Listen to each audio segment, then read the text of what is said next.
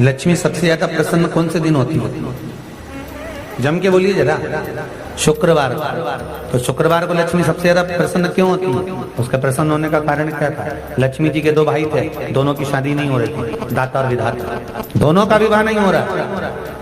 और दाता विधाता के लिए लक्ष्मी बड़ी परेशान थी, रोज नारायण से कहती थी प्रभु कुछ कृपा करिए, दाता विधाता का विवाह नहीं हो रहा, उम्र होती चली जा रही है, इनका कुछ करिए प्रभु, आप नारायण आप कुछ तो कर सकते हो। भगवान नारायण ने तब लक्ष्मी से कहा एक काम करो, बेलपत्री के पेड़ के नीचे बैठकर लक्ष्मी तुम अनुष्ठान करो तुम्हारे भाइयों के विवाह के लिए। इसलिए आज भी हमारे हिंदू धर्म की रीति है कि बेलपत्री के पेड़ के नीचे शाम के समय लक्ष्मी का वासा होता है। इसलिए लोग इस बेलपत्री के पेड़ के नीचे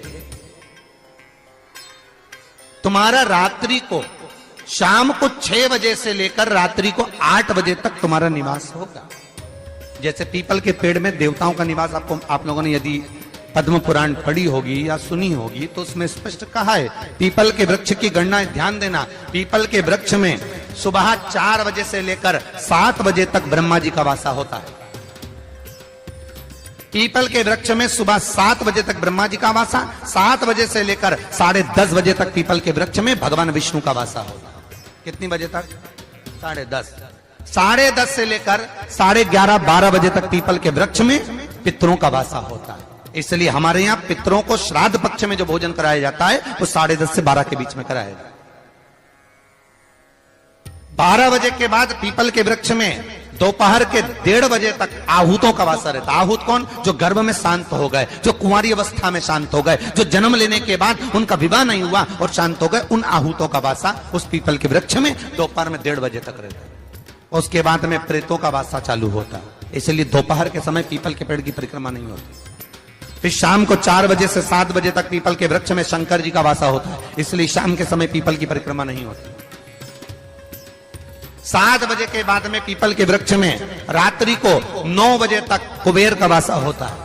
फिर 9 बजे के बाद में प्रेतवास चालू होता है पीपल के वृक्ष। उसी तरह बेलपत्री का जो वृक्ष है, उस बेलपत्री के वृक्ष के नीचे रात्रि को 8 बजे से लेकर 12 बजे तक बेलपत्री के पेड़ के नीचे कुबेर का निवास होता है। महाराज कुबेर का निवास। प्रयास करा करो किसी बेलपत्री के पेड़ के नीचे हम दीप लगाएं, घी करें। यदि संपदा की कमी हो तो, अगर भगवान ने खूब संपदा दी है तो भले मत लगाओ, कोई दिक्कत। महामृत्युंजय मंत्र का यदि आप जाप करते हो और आपको मालूम पड़ गया कि शरीर में मुझे ये रोग हो गया है, मुझे शुगर हो गया है, मुझे बीपी हो गया है, मेरा ब्लड प्रेशर ऊंचा नीचा रह रहा है, कोई भयंकर रोग, मेरे रिश्तेदार को कोई कैंसर जैसा रोग हो गया, किसी को कोई थायराइड हो गया, किसी को कोई किडनी और लीवर में सूजन हो गई, किसी को कहीं किडनी और लीवर में तकलीफ हो गई, तो शिव महापुराण की कथा कहती है, नवग्रह शिव महापुराण की कथा कहती है कि बेलपत्री के वृक्ष के नीचे महामृत्युंजय मंत्र का जाप जो शुक्रवार की शुक्रवार घी का दिया लगा कर करता है, उसके रोग बाबा देवाधिदेव महादेव समाप्त करते चले जाते हैं। ये संजीवनी मंत्र शुक्रवार के दिन भगवान शंकर को शुक्र को दिया था, इसलिए उसकी प्रधानता।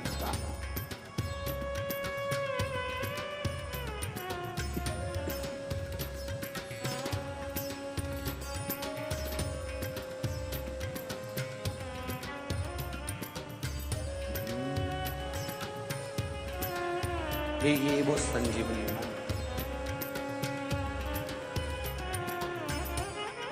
शुक्रवार के दिन बेलपत्री के वृक्ष के नीचे बैठकर घृत का दिया लगाकर शरीर में जो रोग है उसका स्मरण कर शंकर जी से विनय कर हे भोलेनाथ, आपने शुक्र देवता को संजीवनी मंत्र दिया है, तो क्या आप मेरे को वो मंत्र प्रदान नहीं करोगे? मेरे रोग, मेरी बीमारी, मेरे दुख को आप नहीं हरोगे? शिव से कहो, ये शरीर आपने दिया है और भजन करने के लिए दिया है, स्मरण करने के लिए दिया है, कीर्तन करने के लिए दिया है, तो संभालोगे भी आप। और बेलपत्री की ओर मुख कर घी का दिया लगाकर महामृत्युंजय मंत्र का स्मरण कर लेने पर धीरे धीरे धीरे धीरे धीरे धीरे वो रोग समाप्ति की ओर आता चले जाता। शंकर भगवान को तुलसी नहीं चढ़ती, केवल एक बैकुंठ चतुर्दशी के दिन चढ़ती है, वो भी रात्रि के समय पर 12 से 4 के बीच में। पर शंकर भगवान को तुलसी नहीं चढ़ती। पर पद्म पुराण कहती है कि शंकर भगवान के मंदिर के बाहर जो तुलसी का वृंद लगाया जाता है,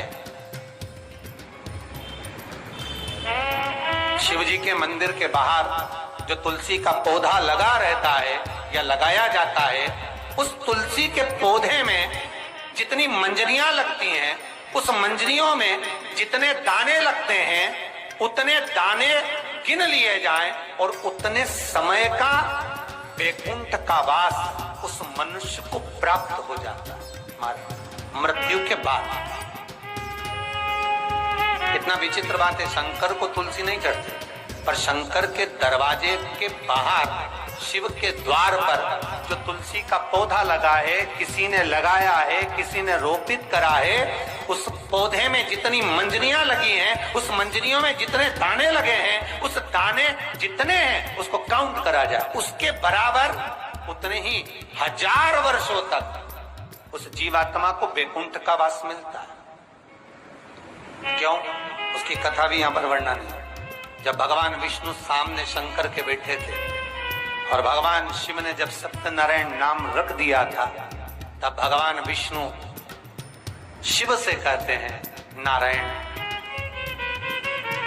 भगवान शंकर से कहते हैं भोलेनाथ, त्रिकाल कैलाशी, अविनाशी, हे शिव।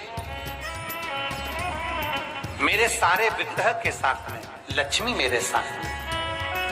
बहुत ध्यान देना हमारा। मैं अगर नारायण रूप में हूं तो लक्ष्मी मेरे साथ में, मैं राम रूप में हूं तो सीता मेरे साथ में, मैं कृष्ण रूप में हूं तो राधा मेरे साथ में,